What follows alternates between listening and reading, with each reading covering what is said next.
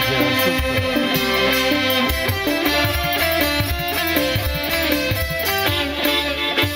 Cukup satu kali kehilangan tongkat, cukup satu kali.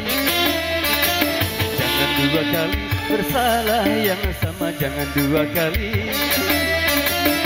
Orang yang baik bukan yang tidak pernah melakukan kesalahan, tapi yang menyadari kesalahannya dan memperbaikinya.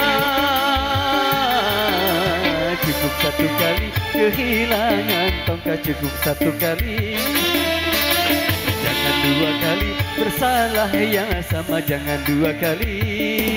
Wow!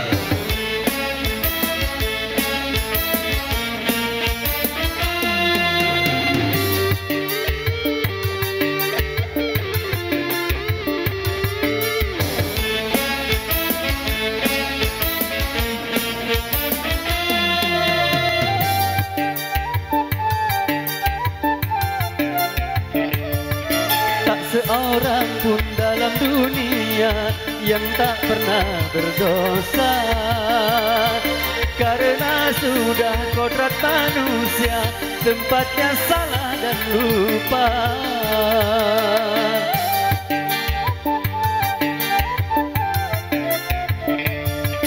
Tak seorang pun dalam dunia yang tak pernah berdosa, karena sudah kodrat manusia tempatnya salah dan lupa.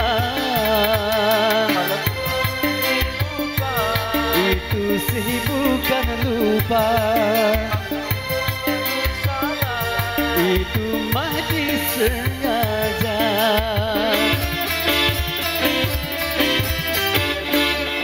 Cukup satu kali kehilangan tongkat, cukup satu kali.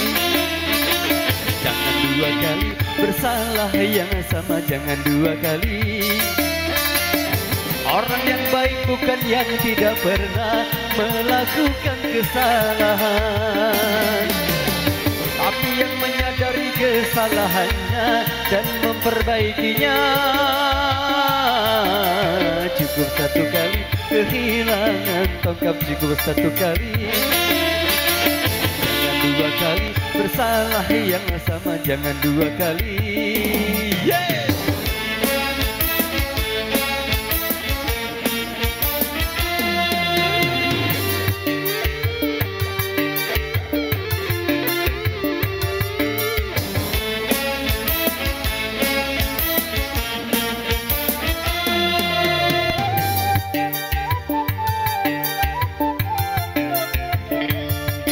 Tak seorang pun dalam dunia yang tak pernah berdosa, karena sudah kodrat manusia tempatnya salah dan lupa.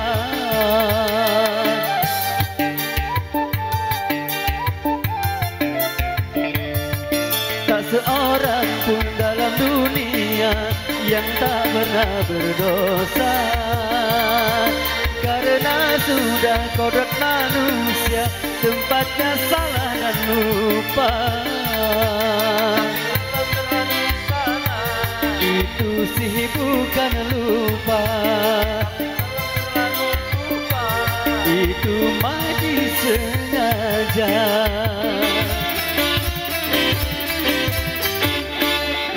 Cukup satu kali kehilangan tongkat, cukup satu kali.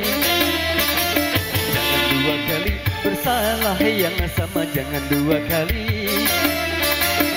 Orang yang baik bukan yang tidak pernah melakukan kesalahan, tapi yang menyadari kesalahannya dan memperbaikinya. Cukup satu kali kehilangan tongkat, cukup satu kali. Jangan dua kali bersalah yang sama, jangan dua kali.